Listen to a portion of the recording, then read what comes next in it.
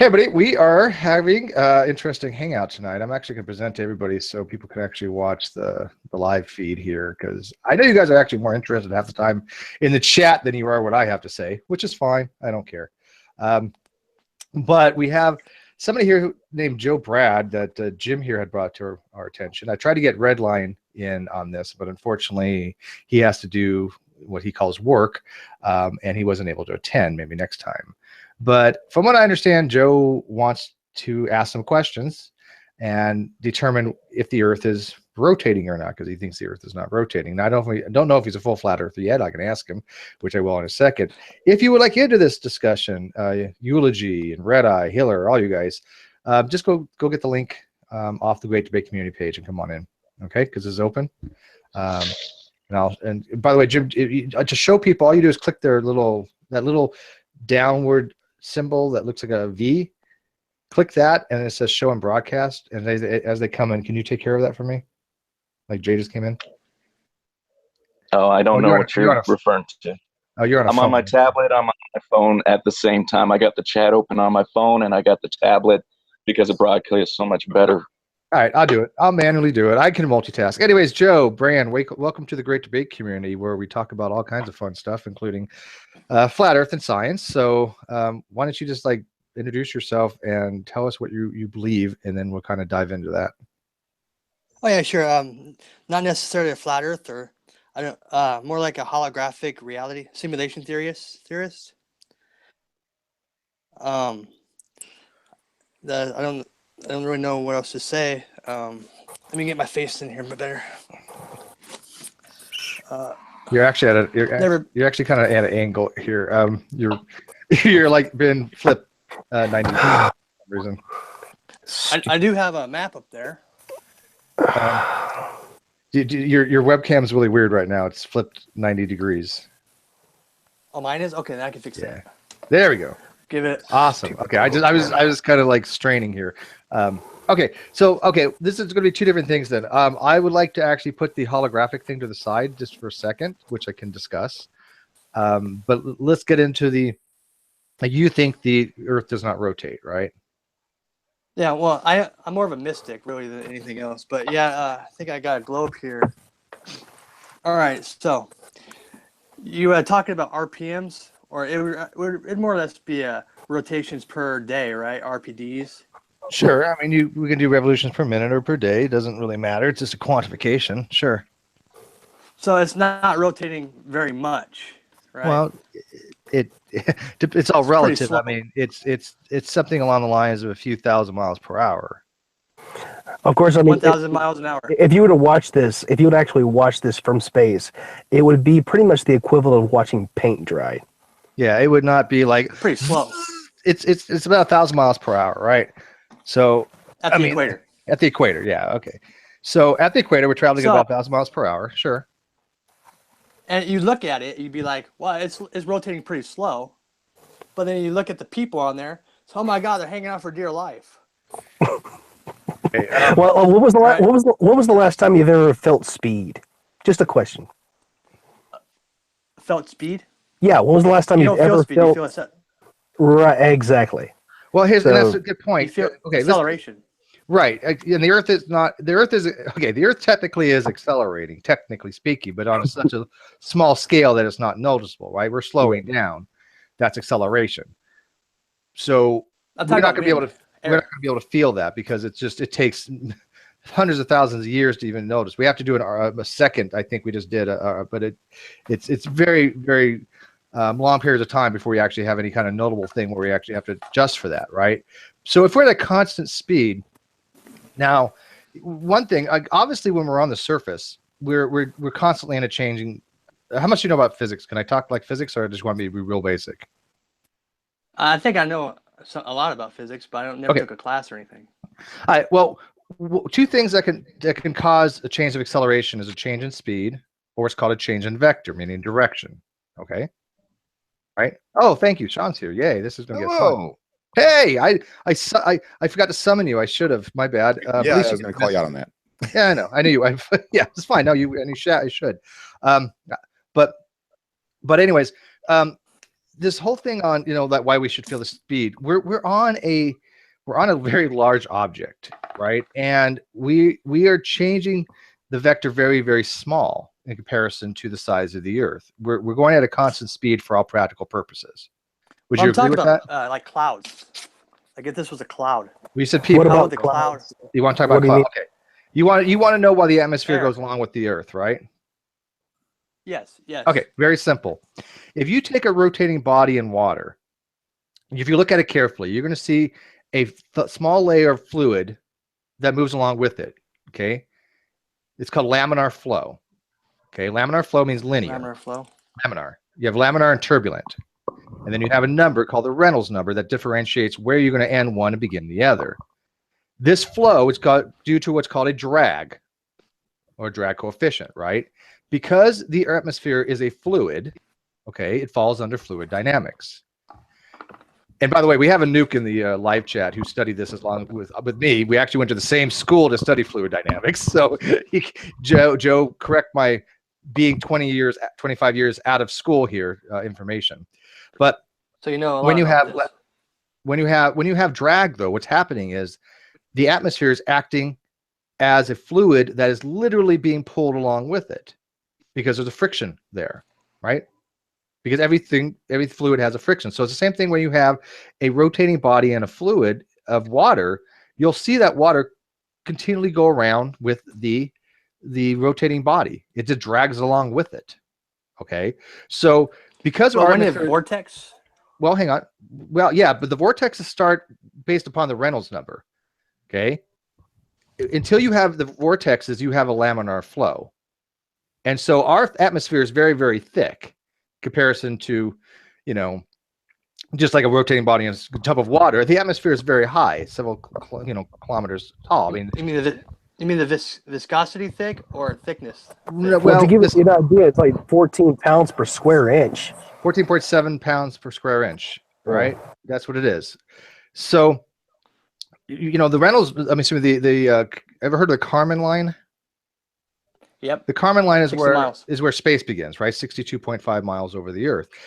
So at that point, we say there's no more atmosphere. So hey, they're like, you're not keeping it simple, Steve. Well, I asked him if I needed to. He said no. I'm not going to treat him like he's kindergarten if he doesn't need to be. So okay, so we have a very thick atmosphere. So the amount of drag that we see on the Earth is pretty substantial, probably several thousand feet before you even start getting this kind of more turbulent things going on. And so clouds that are in 5,000 feet, 10,000 feet, or even higher are just being dragged along with it. Now, higher clouds travel slower than the lower clouds, right? Altocumulus are not going to travel as fast as you would with a cumulus cloud that's at 5,000 feet, I would imagine. But ask a meteorologist that.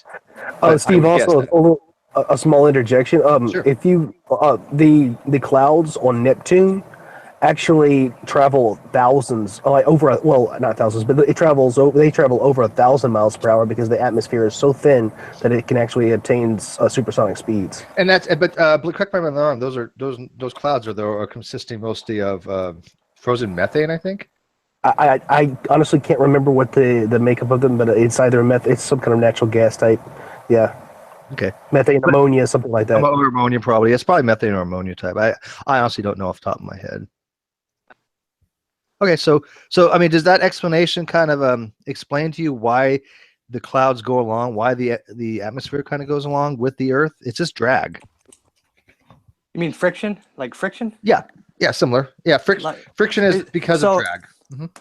So the same reason why the bottom of this pin would go along with the top of this pin, friction? If that this is pin is friction, very, right? very short, you won't notice a difference. But of course, the lower level of the atmosphere is going to travel at a different rate of the higher levels. Correct? Yeah, this is faster up here than it is down here. Yeah, but look at friction. the Is that scale. ranch? But look at the scale between This is not. the pin and the Earth is not the scale clearly. Well, you wouldn't be able to see if I used it to scale. Right. But I mean, I'm just pointing out that the scale. But yeah, you have a cloud is like really close. Right. But you got to remember the atmosphere is not a rigid body, right? Do you know the difference between a rigid body and a soft body?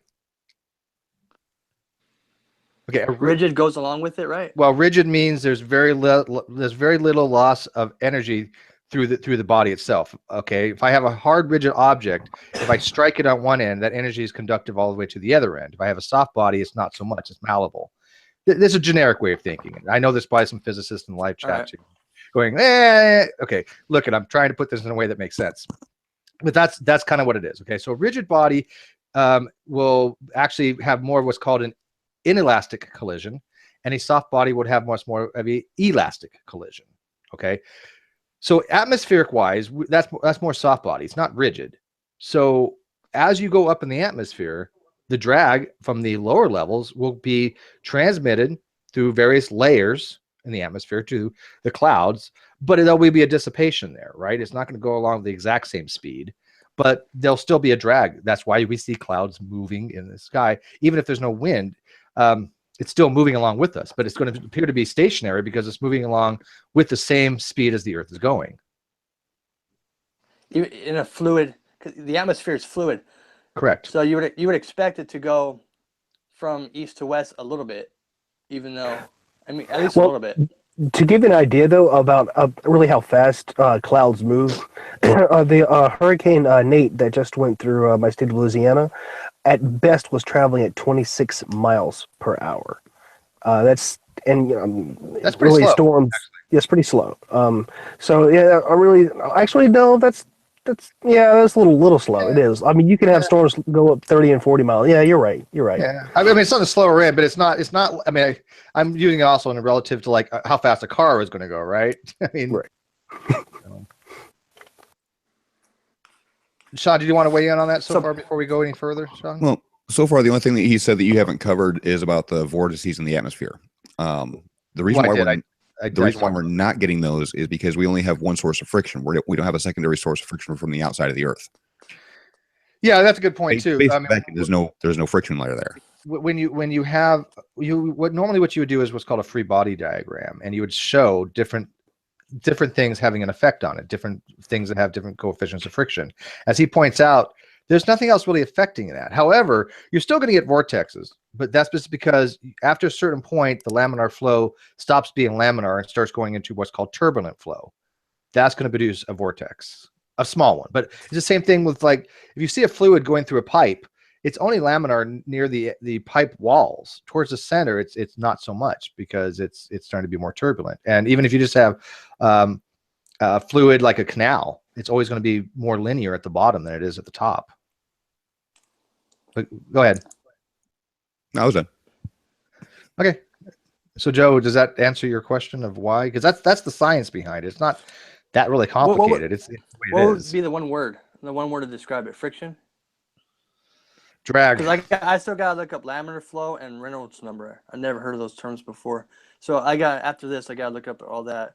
I would if I had to But sum it with up in one word, if that's even possible, I'm going to say drag, but that's just how I would do it. But Drag. other people might find some other word that's better. Sean? Steve, I think the layman's term for laminar flow is boundary layer. Yeah, it's a boundary condition. Boundary layer? Yeah. It's a boundary condition. Yep, absolutely. All right, I'll look that Yeah, term up. boundary layers. You guys are the boundary layers that exist at the point of the boundary contact between the pipe and the fluid. all right. Are you guys fresh on Coriolis effect? Or Sure. it's been a while? Yeah. We are. Yep. You're fresh? Yeah, but before All right, we move on, does that you don't have to agree, but so far does it make sense? I'm sorry, I'm slow. I said so- before we go to the Coriolis, you don't have to agree with what I just said and what we just said, but so far does it at least make a plausible explanation? That the air is kind of like velcroed to the earth. Probably for I gravity, wouldn't say right? Velcro. That's a first. Yeah, it's just drag. It's not directly stuck to it, but it is dragged along, and over the course of the eons, it's eventually caught up speed with the same ground layer, or the ground speed is the same as the surface layer speeds. Bingo. So That's- a long that's time the ago, boundary it point. would have. A long Well- time ago, it would have had hurricane winds from east to west. Well, not exactly, because the gases that we have in our atmosphere actually came from the center of the Earth. It's where the basically where all the elements were being broken down through volcanism. So it's already hitting the surface at the speed that the Earth is rotating. So it had a head start on it, but as the atmosphere got thicker over the time, it's just been keeping up speed with the Earth as it goes. All right, Yeah, gotcha. I would have to agree with that. These are not outside external gases that came in. Now, there was obviously gases that originally existed with primordial conditions, but those were already traveling at the rotation of the accretion disk from the nebula, right? So if you subscribe to nebula theory for the Earth's formation, but yeah, I agree with Sean 100% on that. I mean, these gases escaped; they're going to be at least traveling at a relatively near speed of the Earth. And then you just have, you know, it just combines with the atmosphere. But okay, let's move on to the Coriolis effect. So what do you want to know about that? Well, this is one thing. You ever been on nullschool.net, right? What is it called? Nullschool.net. It shows you the hurricanes around the Earth. No, that's what I'm Actually, familiar with. If you have another computer, anyways, anybody could have an app and they could see the hurricanes go counterclockwise in the northern hemisphere. Yeah, and they go clockwise in the southern Anybody hemisphere. could. Yeah. Yeah, but it's not the manner in which it goes counterclockwise goes against the Coriolis effect. No, it doesn't. No. Can you explain why you think that? Yeah. Okay. Well, first, can you see tell us this? what do you think the Coriolis effect actually is? Change of velocity from the latitudes. But what actually From causes the it? latitude change. I don't change the velocity. Yeah, I don't know what you mean by that. But what do you? I'm just trying to think. What do you think the best way to describe it to us? If you say the Coriolis effect, what do you mean by it? Changing speed, going from it's like can you say that better? I don't call that So if you changing go speed. from if you go let from me try to the explain equator this. to the The best way I can explain equator it, has a higher velocity. the best way that I can possibly explain this is the ground speed is changing, but the air speed is not, or at least not as much. There you go. Yeah, you have a differential. And so when you fire So- like a missile, right? The missile is going to be no longer on the ground. It is taken. It is actually trapped. The Coriolis effect is actually an apparent displacement between the object and the ground, right? That's what it is. It's an apparent displacement. Yeah, it's not an actual force. It just looks like a force because of the effects that it causes. Correct. That's why it's called a pseudo force or inertial force. Yes. It just clicked in So my this is mind. what- I now understand what the Coriolis effect is. So it's pretty much the distance you go on Earth From the being axis. the change in speed from if I shoot a missile going north, due to the fact I'm going further away from the equator, the distance and speed from the spin of the Earth would show with the missile. Correct, because the Yeah. closer you are to the axis, the slower your ground speed is. But as air moves from the equator towards the north, the air is trying to maintain its original speed that it had at the equator, but the ground is going slower, so things appear to curve to the east. And at the equator there is no force. The force is zero at the actual equator. Okay, so Virtual, just on your own time, you might want to check East to out a west. video. There was a video. It was actually a double channel video from Veritas. Smarter Every Day and Veritasme. Yeah, and if you watch that synced video, I recommend it. It is pretty incredible. It really shows the Coriolis effect with all of the variables and all of the noise problems taken out of it per se. so it's just It's called strictly- Smarter Every Day. It does Yeah, just Smarter strictly, Every- it just And strictly- was it Veritasme? I think. I'm sorry. does it just stick with the wind conditions? Because wind is generated from the fact that Oh, you have differential yeah. high and low pressure areas, and that's actually what generates the actual force that's producing the apparent effect for the Coriolis effect, right? So Wait, take Steve, it- you never saw it? oh, I don't. You never I saw don't it? know. Maybe. Oh wow. I watch a lot of stuff, dude. So I honestly don't know, but YouTube is not my go-to place to learn things. It's my go-to. This place is a good one. figure This out is a stuff really if cool one. I don't know something, right? I found that to be the case. So real quick, YouTube videos I found are great if you're learning something somewhere else and you go, you know what, I'm just not getting this concept. Then go watch a video on it. But I think people that just go watch a video and that's it, I don't think they understand. I don't think they ever really do understand this stuff. Does it make sense? Oh yeah, I do. No, but I I'm not just a for flat the earther to heart. What? I'm not a flat earther. Everybody keeps asking for. I have a flat Earth map, but I'm not a flat Earther. Okay, all right. Well, I'll believe you. I only go by what people say. So if you're not a flat earther, you're not a flat earther. Right. Okay. Actually, here? I don't know actually the answer, but Do I you don't know. how if you're a geocentrist, how familiar are with planetary motion? How they Like move in the retrograde? sky? Everything from retrograde to nodes to how they're actually looking in the sky, their light magnitudes, their luminosities, their phases, everything. I think they're just images. I don't think they're actual planets. All right. Well, What do you here's mean? where- What do you mean images? What do you mean images? Well, he's a holographic person, which Like- we're putting to the Oh. table. Like simulation. We'll get into that in a second, simulation theory. But Oh. one sec, you just said something that I have to latch onto real quick, if you don't mind. You do. I'm sorry, I have to say this real quick. Virtual. You do realize that the same images that people that take pictures of Venus, and I myself have personally taken images of Venus, are the same exact ones that were seen in 1610 by Galileo Galilei and every astronomer from the 1700s, 1800s, and 1900s. You realize that, right? You're saying that somehow imaging technology existed in the 1700s? No, what I mean by images Go ahead. is like an image, like the moon is an image. Yeah, I know what he's not I know what necessarily he's referring to. a- Kaiser, we're tabling that for a second because I know he's going down, and I don't want to go down there yet.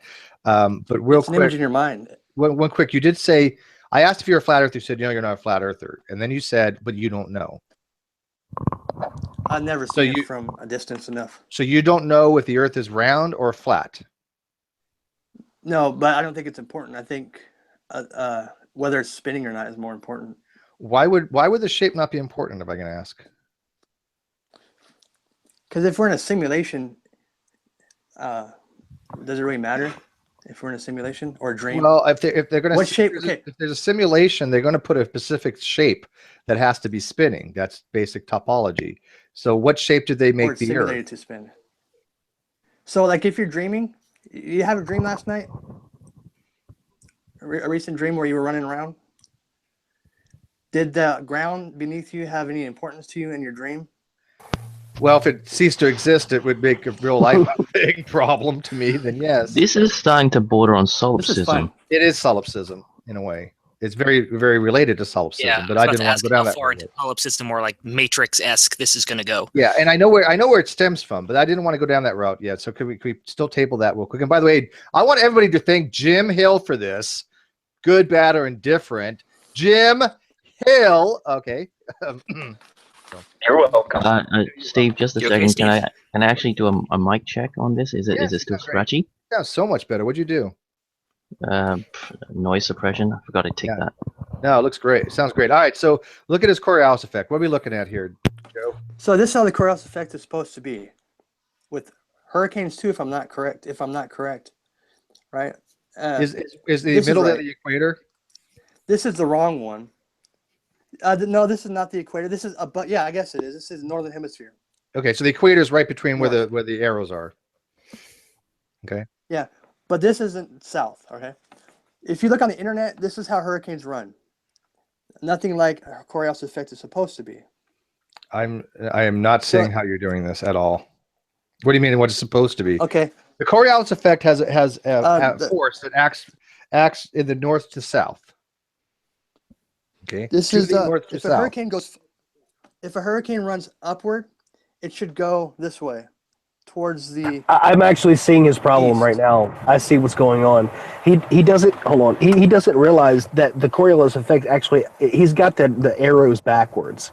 The equator the Earth's spinning faster at the equator than at the poles. It's actually going to have you got the arrows actually backwards. Yeah, the arrows should be on the other side of your curves there, because as you go away from the center, remember we said the equator has no Coriolis effect. The force is zero. As you go further south, right, because it acts in the north to south direction, because winds blow from west to east, that's where you're going to have this apparent divergent. Now, to the object, it's flying straight, right? The hurricane, it thinks it's going straight if it can think. If I could, apply that. The hurricane itself or the winds? No, the object. hurricane. If I fire a missile south, right, that trajectory is linear to the object. From my perspective, I see the Coriolis effect. Virtual. Have you ever been Yeah, on a so- merry-go? Have you ever been on a merry-go-round before? A small one, like a one you see like a little park. Like, Yeah. all right. If you were to take like a baseball, You're cutting and out. and I'm sorry, if you were to take a baseball and just toss it up to this to your left, like away from you to the left, and you're on the merry-go-round going clockwise, it would roll around and land in your right hand. But it would still, the baseball would be thinking it's going a straight line when Right. it's. Well, I Yeah. understand the Coriolis effect. I just don't. Whenever I look at it on the internet live, it doesn't seem to. It goes counterclockwise. Check that, but it doesn't go counterclockwise in the right way. Well, I think you're looking at the wrong sites. And can we get rid of Alfredo, please? I don't know. If you look up, this might be too much right now. But if you look it up on the internet or any kind of hurricane, anything, you can see that if something's going north in the northern hemisphere, it should drift to the east. Okay, sorry. I had to, So if it goes, I'm trying to wrap my head around this Oh, because okay, you're talking okay, about no- two different effects. You're talking Wait, about no. Oh, I'm sorry. Go actually, ahead. he's talking I'm about sorry. the rotation of the storms, and West. then he's talking about the path of the storms. Those are two different things. yeah, the winds. Maybe The rotation, not the path of the rotation storm. is caused by the low pressure center of the storm drawing air from all directions towards the center. right. From high Because of the pressure to low Coriolis- pressure. Because of the Coriolis effect, it begins to rotate. Okay, And- what about the? Wait, I'm sorry, Sean. What about the Earth spins from west to east, correct? And I think that is what he's not getting. The There Earth the- is spinning east to west. Yeah, It spins west to east. The Earth on its axis, the Earth spins west to east. So the arrows are correct. That you would see on official websites. These are correct. And I know if they're you're correct. talking about the paths of the storm, if you notice that all hurricanes near the equator generally tend to move east to west. That's because of the gyroscopic they effect of the do? storm itself. Yes. Until they start moving away from the equator, and then they start following the standard Coriolis deviation. Because every hurricane that comes up the east coast of the United States, as soon as it starts coming up the east coast, what does it start to do? It starts to go back out to open ocean. By the way, can the Alright, cool. outside That's- chat? that's They couldn't awesome. see. That's They my couldn't question. see the people talking. They can only see the chat. I don't want them just to see the chat. That's why I made it. Somebody asked me if I'm awake or dreaming right now. Hardy, who's that Hardy guy? I don't know. I like Hang on. seeing the I'm just chat, trying to so get the that's chat pretty in fun. here so everybody can see the chat and you. So I mean, can the chat? Who was asking me about if I was awake or asleep right now? I don't know, Hardy. Looks like he's mom's basement. No, I'm not. I'm in the Navy. I have my own place. I was Navy. Not in my mom's basement. What do you do in the Navy? I just know. FT. Okay, fire tech. Submarines. I was a surface. I was Navy nuke. Fire control technician. Yeah. Do you know what a Navy nuke Not is? a nuke. But do you know what a nuke is? Yeah, I'm not a Right. nuke. I was. Yes. And we have another nuke in the live chat. So you know the school that we went through, right? Know of it? I don't know the school that you went to. I know the school I went to. Well, yeah, but nukes go through In New York? No, I went through in Florida, but you know nuke school because you have a sub. Is your sub nuclear? I'm not. Yeah, but I'm not a nuke. Right. But I'm an FT. I'm just saying that you do know of the nukes because they're on your sub. They have to go through a very advanced school learning things like this. Yeah. Okay, and that none of them have been able to explain this to you. I find that to be strange. I'm not on a boat right now. I'm on shore duty. Oh, okay. All right. Yeah, Koner. No, They call what it. I argue with most people is radio man and the existence of satellites orbiting the Earth. Oh, That's okay. mostly. You don't believe I don't think satellites? satellites are orbiting the Earth. Look. All I know is when you poop in your dreams, you poop for real. Yeah, can we? We're gonna touch on that for a second. Okay, this whole simulation nonsense. Okay, do you know where that stems from? Because you probably don't, but I'll happy to explain it to you. Indian mysticism. Well, okay, Ancient sure, mysticism. that gets into the whole esoteric aspects, but I'm talking about the simulation being a computer simulation based upon what's called the holographic principle. Have you ever heard that before? Many versions of it. I don't know which version. Okay, well, there's only I can take- one version of the holographic principle in science. It means one specific thing. And our brains are reconstructing the data from our senses and constructing the reality that we're in right now. So That's not the hologram. if I'm seeing you, our brains create holograms in our mind. That's not the holographic that's principle. not the holographic principle at all. Nor that's not what a hologram is. A hologram is basically the ability to store three-dimensional information on a two-dimensional surface. That's what a hologram is. Okay. So I'm defining it wrong. Yeah. A holographic principle, which is a legit principle, states, and it's basically based upon the amount of max entropy for a black hole being equivalent to the surface area of the black hole, states that all the information, the three-dimensional information in the universe, exists on a two-dimensional boundary on the observable event horizon. Okay, because mathematically, that's what it comes out to be. Doesn't necessarily mean it is the case. Doesn't necessarily mean there's floating out there somewhere on the observable event horizon, this mystical amount of information. You are a hologram in that regard because you have information that is stored two-dimensionally in what's called qubits. That doesn't mean that you're a hologram that doesn't exist or that you have no substance. This is where science meets quackery, right? Because one's a mathematical theory, the other one is esoteric, as you said, Mideastern type of spiritual stuff. Just want to let you know, Steve. Just want to let you know, you kind of broke out on a key point when you said surface of the event horizon. You broke out when you said surface. I just want to make sure he knew what you were saying. Okay. He was talking about the surface. Yeah, the surface of it. The surface of the boundary area. We're talking about boundary conditions. The boundary condition of the observable universe. All the information inside contained within that universe is on the two-dimensional boundary. That's why they refer to it as a hologram, because there's three-dimensional reality that's stored in two-dimensional qubits. So atoms in themselves aren't actually holograms. Everything that is matter would be a hologram. Now, what happens is this is now derivated into what's called simulation theory. And simulation theory is basically, because of this, some great civilization that either exists or had existed has made a computer program that we are existing in.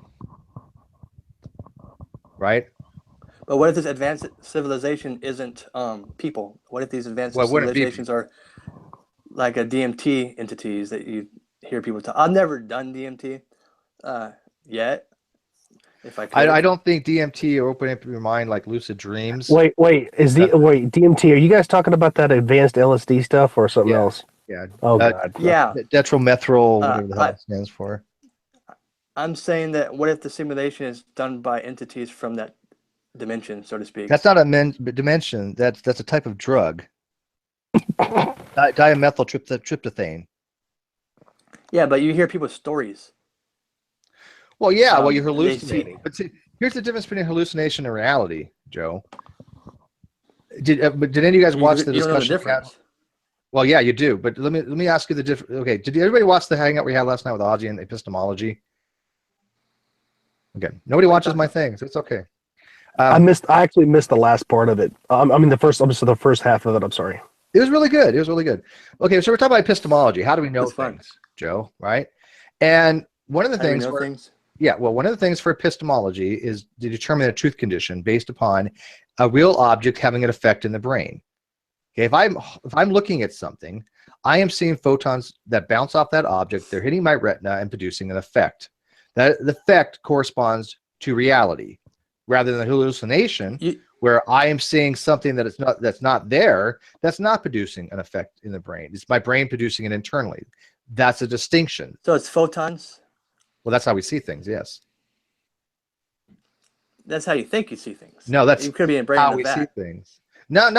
Actually, no. Like if you ever read, if you ever brain in the study, vat. see, here's the thing, Joe. You're throwing all these things out there, but I don't think you've actually read into any of these things, because there are arguments against brain in the vat. Hillary Putnam has one called using constraints. Okay, but even still, even if we were a brain in the vat, it doesn't matter. It is not important, because the brain of the vat scenario still, for our reality, would produce our reality. This is our reality, regardless if we're a brain of the vat or not. It makes no difference. Now, if you want to build an episode, there'd be no photons. What do you mean no photons? Well, there would be photons. In that reality, there are photons. In a brain of that? Yeah, in your reality, if you're the brain, you are having photons. That is your epistemic framework that you're building from. You're stuck here, dude. Right. This is why, unless you No. start looking at epistemics, this stuff will just be nonsensical. It's just basically what somebody had pointed out. This is solipsism. Do you know what that is? So what's that word you called? I gotta write it down. Solipsism. Looking at the word before the epidemics. Oh, epistemics. Solipsism is basically the Epistemics? belief, though, that there are no external minds. In other words, you don't exist. Either A, you're what's called a philosophical zombie, which is somebody that goes through all the motions of somebody who exists but doesn't have any kind of sentience, consciousness, or emotions, right? They call it P zombie. Or that you're some kind of like artificial intelligence, right? So, and if you're dreaming at night and you're dreaming, would you call that solipsism, where there's nobody else conscious? You're just the only conscious one. No. Solipsism is the belief that you are the only sentient being in the universe, that external But minds like a- don't exist. But like a dream, though. Like in your dreams, you're solipsism, right? But You're you're- the only real one in your dreams. But that has nothing to do with the fact that if you think that you're the only active mind, that you're the only mind that exists, you would be a solipsist. Do you think that? Has nothing to do with dreams. I can't disprove it or unprove it, but in my dreams, I think I'm the only one that exists in my dreams. Well, I mean, If I'm dreaming a reality. but now you're talking about a different I am framework. You're solipsist. talking about a fictional framework, right? We're not talking about fictional frameworks. We're talking about reality. You exist in this reality. I don't know. Reality isn't fictional. I think, Steve, the How do I know better reality term. isn't fictional? Well, I think the better term with this would be a system. He's basically, when you're in a dream, you're in a different system. The system exists only in your mind. Everything in the outside world is shut off. You're in a closed system. But it doesn't mean that everything in the outside world just doesn't exist anymore. Yeah, exactly. what- The external world doesn't go away when you close your eyes. Now there are some schools of thought that think that. I'm not one of them. But do you think that the entire universe disappears when you close your eyes? It unmanifest. It still exists there in data. What? So if I close my eyes, it's not manifested in the mind no more. Like in a video game, where if you turn away from something in a video game, it still exists there in data, but Okay, it's not so- manifest. So you literally are a solipsist then. You don't think you don't even think it's not that you don't think the external minds exist. You don't think reality exists, It exists. Except for when you're looking at it. except when you're looking at it. Yeah. No, that's exactly what I didn't say. I said it's not manifest. Like my car right now, it's not manifest in my mind. It's not manifest. So Where does it until I exist? go observe it. Where does your car It exist? exists. In where? It exists outside. Outside. Outside is not. What does it mean outside? Does it exist in some reality? Yes. Okay, which reality In does it data exist form. in? Here. Okay, so did your car exist in my reality? Whoa. Wow. It does now. It does now though. Well, I was actually Crazy. thinking along those lines about doing a little double blind study on that, Steve. Go ahead. Just by having one person in a sealed room pick up an object, write down what the object is, then somebody else takes that object to his room and he writes down what he sees and see if they match. But I think you guys confuse existing with manifest. Like that guy just said on his comments, he says, my SUV exists in my garage right now. Yeah, it exists, but is it manifest? Is it solid? Well, okay. say somebody walks by his garage, are they going to see his SUV in there? Yeah. What? Do we all have the same sensory input? If we all looked at your car, would we all see your car? Or like, Yeah. what if a friend of yours or something, or a coworker or something, like came up to you and said, "Hey, I saw your car yesterday in your parking lot." Wouldn't that be like completely outside of your mind? If somebody else brought that information so. to you. All right, this is what I'm going to do right now. I'm going to dream. I'm dreaming right now. I'm dreaming out loud. I'm walking into my kitchen. Now I'm walking outside my kitchen in my bathroom. Now my kitchen doesn't exist no more because I'm dreaming. You get it? No, because what you're doing, one, you're not dreaming, and two, that doesn't change the state of affairs for reality. You don't. I'm saying life is a dream. Your mind cannot impact reality that way. Example: Sean exists. I know Sean exists. I've had correspondence with Sean before. I do not believe that he's a P zombie or that he's some kind of artificial intelligence. I believe he's an actual real person. Okay. Now, anybody could think to themselves that that may not be true. You can be a solipsist. I think it's a ridiculous point to take. A solipsist, if you were a solipsist, you would not be having this conversation because you'd be talking to yourself, in which case you're mental because you're talking to yourself. So solipsism is not a viable position. Experiencing itself subjectively. It doesn't matter if it's subjective. Of course it's subjective, but I believe there are some things that are objective. But you're talking to yourself right now if we don't exist. Are you not? Maybe. I can't prove or disprove it. No. That's not a maybe. That's a necessary consequence. Are you a solipsist? Are you a solipsist? Oh, I don't know. If you do you acknowledge that I exist? You exist, yes. Okay, then you can't be a Then how are you a solipsist if you acknowledge me as a person, that I exist? Well, more specifically your mind, but yeah. Well, if I was talking to you in my dream, you're as real as somebody in my dream. But you just acknowledge my existence. Are you saying that my existence is predicated on your dream? So rather. Oh, you're asking me if I think you're conscious. Do I think you're conscious? Has anyone here ever heard of the channel Awaken with JP? No. But I think you're kind of missing the point here, Joe. I'm trying not to. I accept what we're doing right now as being part of reality. You have to make the conscious decision whether you do or not. Okay, if you don't, then there's a whole slew of things that you start driving down into, and I got to tell you, and I don't mean this to be derogatory, but you might want to seek professional help. And I don't mean to be. I'm already seeing somebody.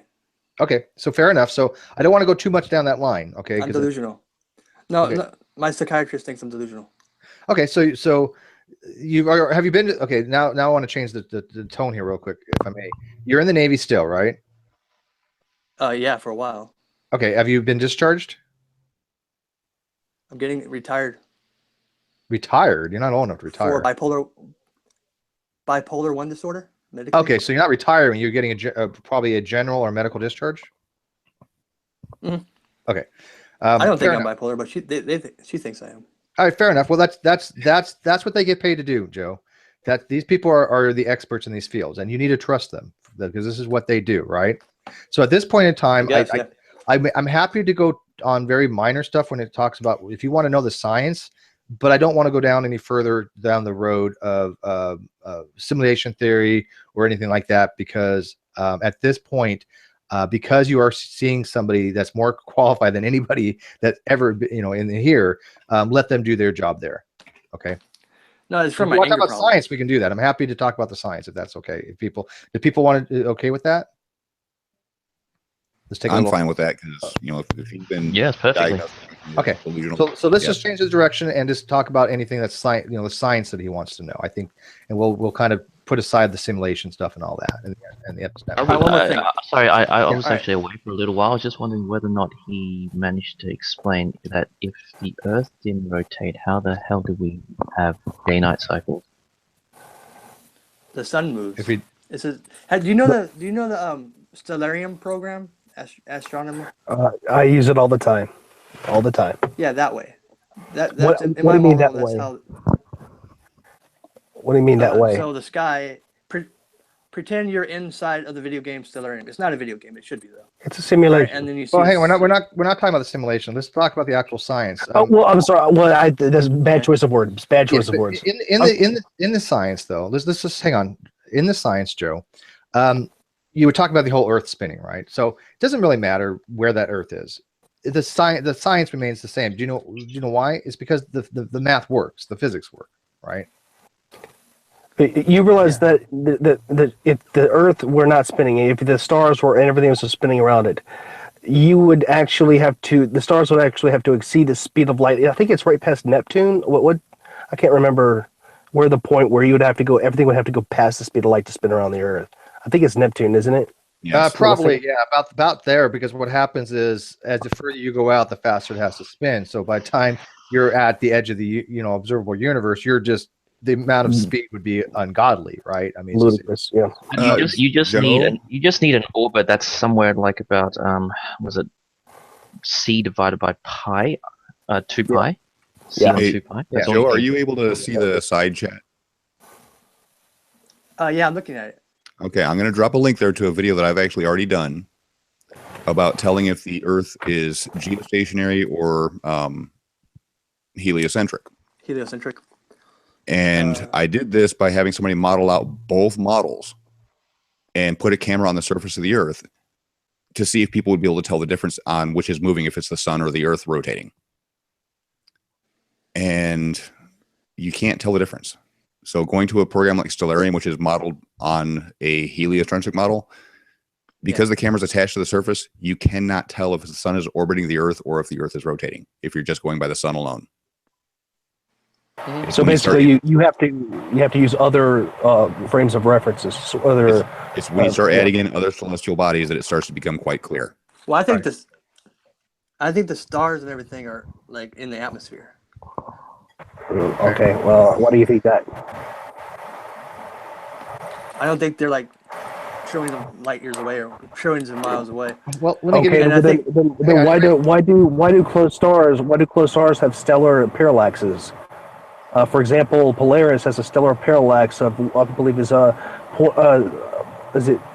0.715 milliarc seconds? It's or 715 Are these things that normal people can test, or you gotta go to observatory for them? You can go to. I can go. There's an observatory down the road. I can if I just request some time. For one night I can do it. Oh, it would have to be one night for 6 months later another night. Yeah, but it can be done for free. I know about Foucault's pendulum. Somebody said something about Foucault's pendulum. I know all about it. All right, so Yeah, I can got go a to an lot of history. observatory I think and they it's can show me Isaac parallax. I'm sorry.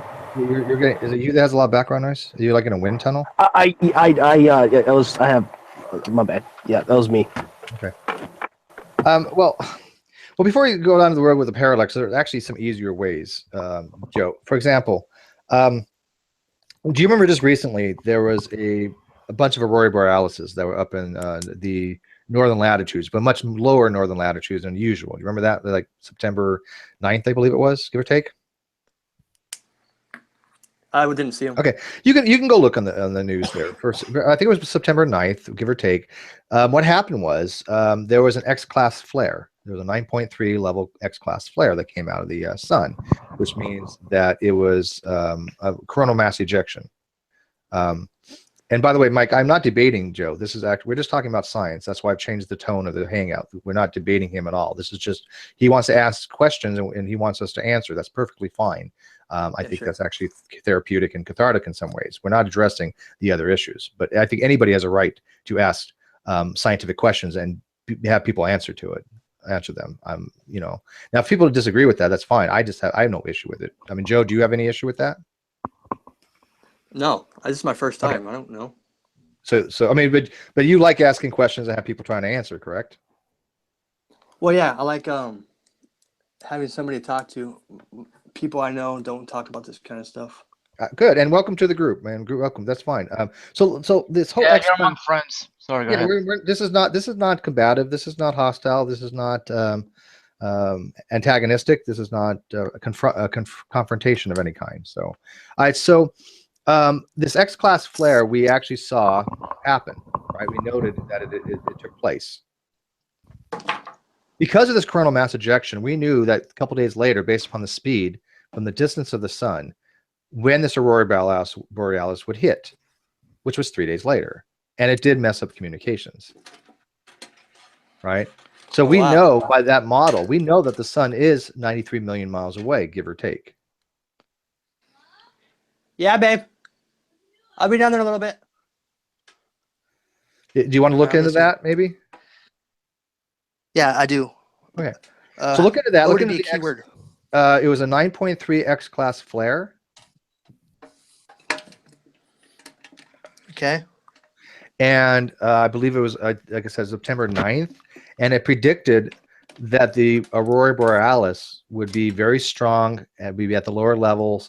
And that's predictive on the model, the fact that we knew how fast it took light to reach us, and we knew how fast these charged particles we're traveling, and they don't travel at the same rate. Obviously, light travels much faster than these ionized particles that have left the sun, that have reached the Earth, and then hit the magnetic field. They cause these lights to occur, right, called aurora borealis, because their interactions with the charged particles with the radiation belts, or the magnetic fields. I'm sorry, but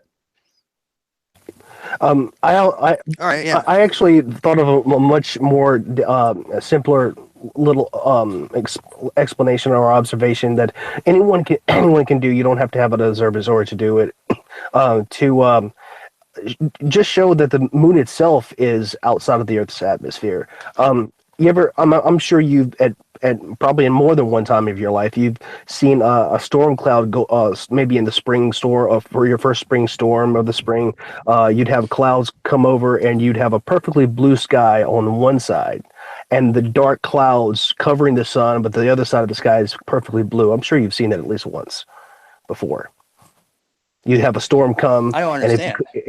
You ever seen a storm front come and cover up the sun, the part of the sky with the sun, where the sun's completely covered and it's very dark. It's all dark, but it's perfectly blue sky where the front hasn't come. You have a blue sky on one side and the storm's coming on the other side, completely blocked by the sun, but you have a perfectly blue sky on the other side.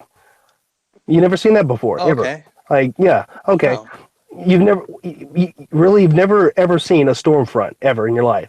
I find that very hard to believe. I wouldn't know if How would I recognize it? I mean, a storm coming. A storm, just a regular storm coming, and I see them all the time. Okay, well, you ever seen a storm where it's covering this? Like, let's say the sun. Let's say it's coming around at 4 o'clock in the afternoon, and the storm's coming in from the west, all right, where the sun is starting to set, and it covers up the sun, all right, and it's coming towards you, but the rest of the half of the sky that it hasn't covered yet is still perfectly blue sky. It's still a perfectly blue sky until it completely gets over you and it's all gray. Okay, you ever seen that before? Yeah, I know I have. Okay, all right. On the time of a total solar eclipse, we're in the path of totality, and the moon completely covers the sun. It doesn't turn the sun completely. It doesn't block the sun, and the whole sky is blue. The whole sky turns pitch black. All right, it turns pitch black by covering the sun. The clouds, on a storm front, when it covers the sun, the remaining part of the sky that hasn't been covered yet is perfectly blue. There's light scatter everywhere. The sky remains blue. But on a total solar eclipse, the sky turns completely black, and the reason for that is because the light is blocked before it even has a chance to hit the atmosphere. So no light scatter. That alone should show you that the moon can't be inside of the atmosphere, because on a total solar eclipse, when the moon's blocking the sun, the sky is not blue like it would be covered by clouds. It's totally black. Well, how far do you think the moon is? Well, the moon is, on average distance would be 370,000 kilometers? Is that right? Yeah, about 250,000 miles or something. He kind of already answered that. 1.2 light seconds away. Yeah, he kind of already answered that question, because he said he thinks stars are inside the atmosphere, but we have never seen a star in front of the moon. Right, and I was getting to that. Lunar occultations pretty much solves that problem, because I've seen 2 of them in the last 2 years of the star Aldebaran has been occultated by the moon 2 times. I think it was September of 2016 and December of 2015. They were occulted, which the moon actually basically eclipsed the star and came out the other side about an hour later. Came out the other side. So if the moon can occult stars, then the stars have to be behind the moon. And if the moon is outside the atmosphere, the stars have to be as well. Okay. So you guys think that the moon is a solid object? yes. Well, you certainly can't see through it, because if you could, I could have seen Aldebaran when it was occulted by the moon. I would have seen it as it went behind the moon. And can I ask you real quick? Okay. No, wait. Yes. What? Well, I was going to say real quick. Why would you think, though, just out of curiosity, why would you think that the stars are inside the atmosphere? What predicates that? Is that a biblical thing, if I can ask, or is that just something you think you observed? Nothing I say Nothing I say is biblical. Okay, so this is not religious. I don't think they're very far. Okay. No, I'm not religious. Well, I think everything is inside the atmosphere, like on the Stellarium program. Okay, so how big do you think these stars are? Wait. No, that is not true. If you look at the distance, if you click on the distances to all the Stellarium program objects, it says the distances, and it'll show you that they're not inside the atmosphere. Well, that's perspective distances, all right? No, that's distances. Yeah, I'd like to know how big you think these stars are. Well, they're smaller than the Earth. Yeah, well, that's not an answer though. I was just wondering how big you think they are, not what they are in comparison to the Earth.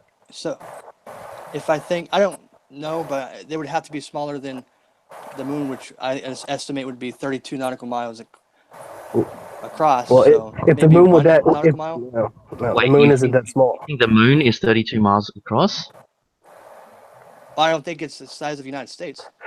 If it were that small, it would increase and decrease radically in angular size as it went across the sky.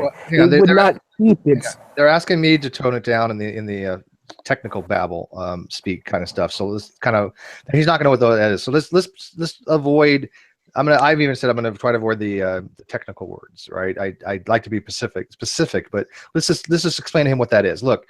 If the moon was moving away from you or moving toward you, its size, what we see, that face, right, is going to change. As it moves away, it would appear to get smaller. Would you agree? Yeah, I don't disagree with the math. Okay. The math is not wrong. Okay, well, the math is what shows how far away these stars actually are. There's a thing called supernova 1987A, and I'm not going to get into the technical stuff of it, but it uses math to show that star must be 169,000. No, I don't think the moon landing was real. Light years. Somebody asked me if I think that. No, I'm not a flat earther, and no, I don't think the moon landing. All right, so wait, so the moon. Okay, the moon landing wasn't real in the simulation or in reality, or are they the same thing? I was just answering somebody's question. question. We're going to talk about this, but I think it was I think it was propaganda. Propaganda. Okay. Okay. Well, how couldn't it be leaked? And when I'll expand on that just for a second. If you were to have a conspiracy with literally thousands and thousands of people, that's how many people work for NASA. You would expect one person to have the smoking gun. And for example, let's take Nixon for example. You have the most powerful administration in the world and they can't even break into a hotel, an empty room in a hotel, without getting away with it. But yet you're saying that thousands and thousands of people were able to keep their mouths shut on a massive scale. Pyramid scheme. So it's a pyramid scheme. I don't understand that. A pyramid scheme. I'm busy. Now I have to ask one thing. I'm actually. I don't think you understand what a pyramid scheme is. Yeah, I don't know how it's a pyramid scheme either. But go ahead. I have to ask a question that might lead to others. That's not a pyramid scheme, but.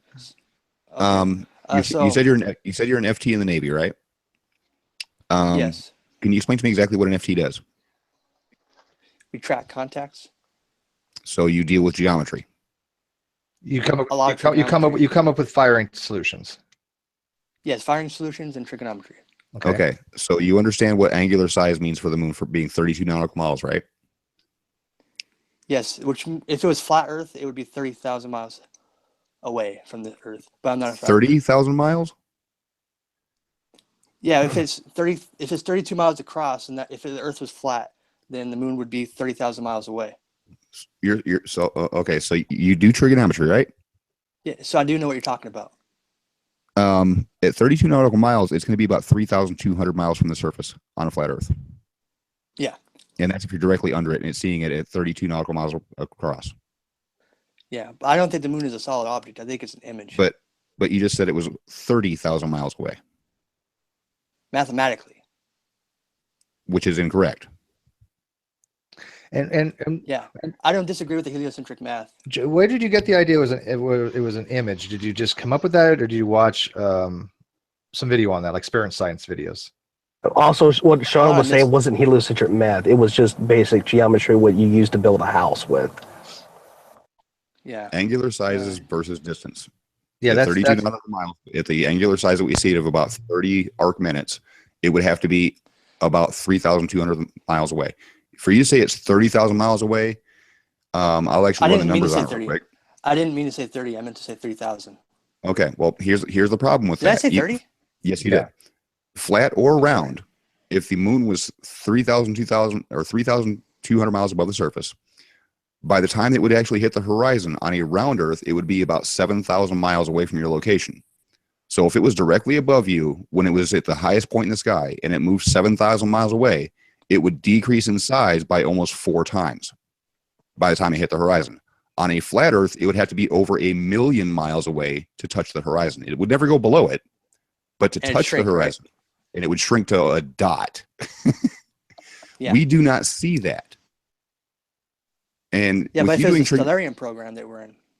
The Stellarium does not show anything about what you're talking about. Yeah, it's kind of a weird, Joe, because Stellarium, which I do have and use, was able to correctly predict when the solar eclipse was and locations. So if I put in a specific latitude and longitude at a given time, it actually has the eclipse there. That is only possible given if what we know about the sun is true and the moon and the distances and all this stuff is a fact, right? The Stellarium would not. I'm saying we live in Stellarium. I'm saying we live in Stellarium. I have no idea what that means. You're gonna have to. Wait, humans created Stellarium. How do we live in it? But that doesn't make any sense. Stellarium-like reality. We live in like a Stellarium-like reality where we're running around, living our lives in the Stellarium, and do you get it? Like the moon isn't a real thing; it's a virtual image. Yeah, unfortunately, again, I'm really hesitant to go down this route because of what you told me earlier about you being under a diagnosis for bipolar and under care, because I don't want to really go down this route. I will tell you this though: the problem that you have is that what you just said is not falsifiable. Yep. I mean, there's just nothing to it that you can ever falsify that condition. I'm coming in 15 minutes, love. 15? No, it's 9:30. Your daughter needs to. All right, yeah, you got to go. All right, Joe. Yep. Joe, I do appreciate this. You need to tend to your Is family. that person more So we're gonna be calling this. We're gonna be calling. All right, good night. So thanks, Joe, for joining us. We'll be in touch with you again. Okay. All right, bye. All right, thanks, bud. All right. Oh man.